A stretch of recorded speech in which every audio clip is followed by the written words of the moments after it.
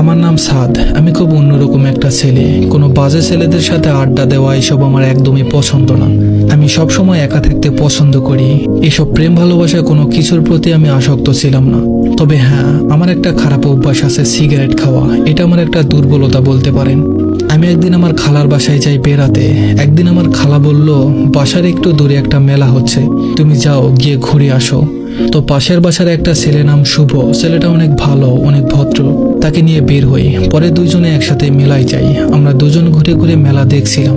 পরে একটা সিগারেটের দোকানে গেছি সিগারেট নিতে। তখন পাশের একটা দোকানে একটা মেয়ে কিছু কেনাকাটা করছিল।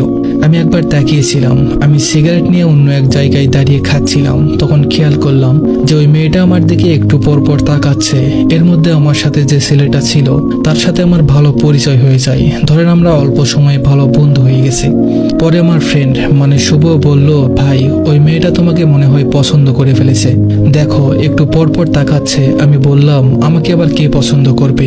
এই বলে আমি সিগারেট খাচ্ছিলাম। হঠাৎ করে মেয়েটা তার বোরখার মুখটা খুলে। বিশ্বাস করেন, আমি তার চেহারাটা দেখে আমি কিছুক্ষণের জন্য থমকে গিয়েছিলাম। আমার কাছে মনে হচ্ছিল সে যেন আকাশ থেকে নেমে আসা পরী। আমি ওর দিকে তাকিয়েছিলাম। ও আমার দিকে কিছুক্ষণ তাকিয়ে থেকে লজ্জায় মুখ ফিরিয়ে নেয়। আমি সিগারেট খেয়ে একটু সামনের দিকে হাঁটতে লাগলাম। পিছনে তাকিয়ে দেখি মেয়েটা আসছে। একটু সামনে এগিয়ে যেতে পিছন থেকে ওই বলে ডাক আসলো। আমি পিছনে তাকিয়ে দেখি ও ডাকছে আমায়। আমি বললাম, আমাকে ডাকছেন? ও বলল, হ্যাঁ আপনাকে, একটু এইদিকে আসেন। আমি তার দিকে এগিয়ে গেলাম। এরপর কিছুক্ষণ কথা বলার পর ওর ফোনটা আমার হাতে দিয়ে বলে, নাম্বারটা দেন আপনার। আমার হাত পা তখন কাঁপছিল। আমি ওর ফোনটা আমার কাঁপা কাঁপা হাতে নিয়ে নাম্বারটা দিই। পরে ও চলে গেল। আমি ও বাসায় চলে আসলাম। মাগরিবের কিছুক্ষণ পর আমার ফোনে একটা ফোন আসে। আমি সালাম দিয়ে বললাম, কে? ও বলল, আমি। ওর নাম ছিল নাবিলা, ধনী পরিবারের মেয়ে। অনেক কথা হলো ওর সাথে, পরিচিত হলাম। ওর বাসা মদনপুর আর আমার বাসা কাশপুর। তো এভাবে কথা বলতে বলতে আরো মায়ায় জড়িয়ে গেলাম। ওদের বাসা আমার খালার বাসার থেকে একটু সামনে। তো কয়েকদিন পর খালা বাসা থেকে আমি আমাদের বাসায় চলে আসলাম। পড়ালেখার কারণে আমাদের দিনে তেমন কথা হতো না, রাতে কথা হতো। দুজনে সারা রাত পার হয়ে যেত কথা বলতে বলতে। আমাদের রিলেশনের যখন 1 বছর, হঠাৎ একদিন ও আমাকে ফোন দিয়ে বলে যে আমাকে বাসা থেকে বিয়ের কথা বলছে। ওর আব্বুর নাকি একটা খুব ভালো বন্ধু আছে তার ছেলের সাথে। আর অনেক কান্না করতে করতে বলে, আমি পারবো না অন্যের হতে, তুমি আমাকে নিয়ে যাও। আমি ওকে বুঝিয়ে বললাম, বিয়ের কথা বললেই তো বিয়ে হচ্ছে না।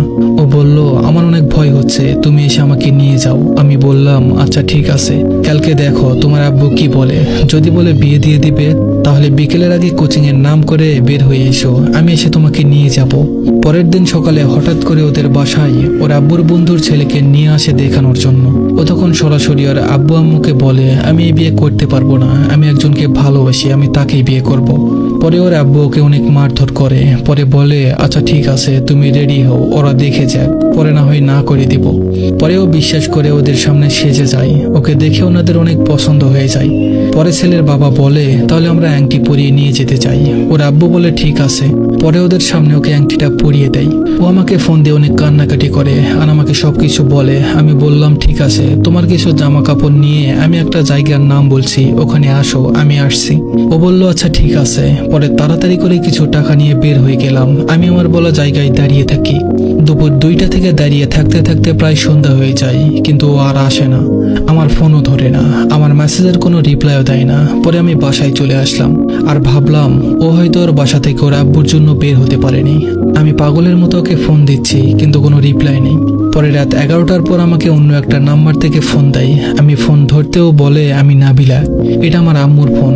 আমার ফোন আমার আম্মু নিয়ে গেছে, ওরা ঘুমিয়েছে, তাই না বলে আম্মুর ফোন দিয়ে ফোন দিচ্ছি। পরেও আবার কান্নাকাটি করতে শুরু করে। আমি বললাম, কান্না করো না, আল্লাহর উপর ভরসা রাখো, সব ঠিক হয়ে যাবে। কিন্তু ও তাও মানছিল না। ওর একটাই কথা, তুমি আমাকে নিয়ে যাও, না হলে আমি মরে যাব। আমি তোমাকে অনেক ভালোবাসি, তোমাকে ছাড়া বাঁচবো না। কিভাবে বাঁচবো? তুমি তো আমার জীবন।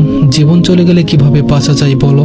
ওর কথাগুলো শুনে আমার চোখ দিয়ে পানি ঝরছিল। আমি বললাম, কালকে তুমি বাসায় না বলে চলে এসো, আমরা দূরে কোথাও চলে যাব।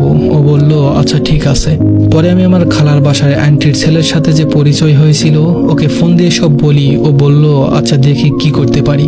ও খোঁজ নিয়ে জানলো যে ছেলের সাথে ওর বিয়ের কথা চলছে। ওই ছেলেটা অনেক খারাপ, এলাকার মধ্যে নেশা করে মেয়ে নিয়ে অনেকবার ধরা পড়েছে। আমি আমার ফ্রেন্ডকে সব খুলে বললাম, ওকে নিয়ে পালানোর কথাও বললাম। ও বলল, আচ্ছা ঠিক আছে। তো আমি ভয়ে ভয়ে ওর আম্মুর নাম্বারে একটা মিস কল দেই। কিছুক্ষণ পর ব্যাক করে আমার ফ্রেন্ডের কথা বললাম, ও তোমাকে কালকে বের হয়ে আসার সময় নিয়ে আসবে, আমি সব বলে দিয়েছি। তো পরের দিন সকাল 8টায় আমি আবার গিয়ে দাঁড়িয়েছিলাম, কিন্তু সেদিন ও আসেনি। আমি আমার ফ্রেন্ডকে ফোন দিলাম আর বললাম, তুমি একটু ওদের বাসায় যাও, ওখানে দেখো ওকে দেখা যায় কিনা। তখন প্রায় 12টা বেজে গেছে। কিছুক্ষণ পর আমার ফ্রেন্ড আমাকে ফোন দিয়ে বলল, ভাই ওদের বাসার নিচে অনেক লোকজন, সবাই সেজে আছে। আমি ভাবলাম হয়তো ওদের বাসায় মেহমান আসছে, তাই বললাম আচ্ছা ঠিক আছে, তাহলে তুমি চলে যাও। আমি আরো কিছুক্ষণ অপেক্ষা করে বাসায় চলে গেলাম। এর কিছুক্ষণ পর আমার নাম্বারে একটা অচেনা নাম্বার থেকে কল আসে। ফোনের ওপাশ থেকে কান্নার সুরে বলতে লাগলো, আমি নাবিলা, আজকে আমার বিয়ে। আমাকে জোর করে আটকে রেখেছে। আমি কি করব কিছুই বুঝতে পারছি না, তুমি কিছু করো। তখন আমি কি করব কিছুই বুঝতে পারছিলাম না।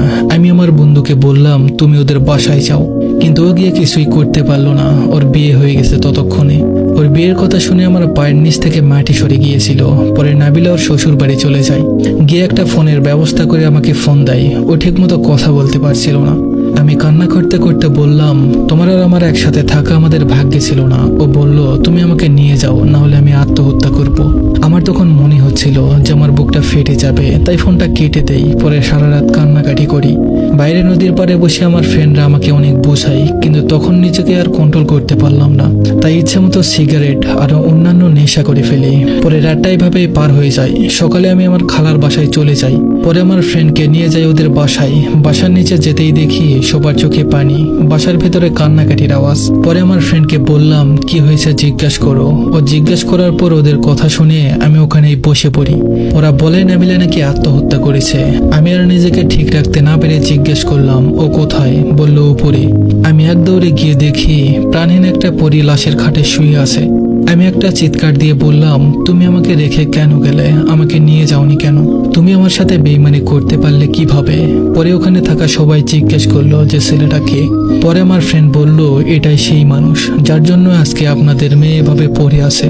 পরে আব্বু অনেক কান্নাকাটি করে। আমাকে বলে, আমি বুঝতে পারিনি ও যে তোমাকে এতটা ভালোবাসে। আমাকে তুমি মাফ করে দিও বাবা। আমার এখনো ওকে খুব মনে পড়ে। আমি এখনো মাঝে মাঝে ওর কবরের পাশে গিয়ে আল্লাহর কাছে দোয়া করি, আল্লাহ যেন তাকে জান্নাতুল ফেরদাউস দান করেন। আমার খুব আফসোস হয়, আমি যদি ওকে নিয়ে আসতাম তাহলে হয়তো বেঁচে থাকতে পারতো। ভাই, এই ছিল আমার জীবনের গল্প। গল্পটা লেখার জন্য অনেকবার চেষ্টা করেছি, কিন্তু ওর কথা মনে করলেই বুকটা কেঁপে ওঠে। তাই আজকে লিখেই ফেললাম। এটা লিখতে যতবার টাইপিং করেছি এর চেয়ে বেশি চোখের পানি মুছতে হয়েছে। আমার লেখাতে হয়তো ভুল হতে পারে, তাই ভুলগুলো ক্ষমা সুন্দর দৃষ্টিতে দেখবেন। আর সবাই নাবিলার জন্য দোয়া করবেন।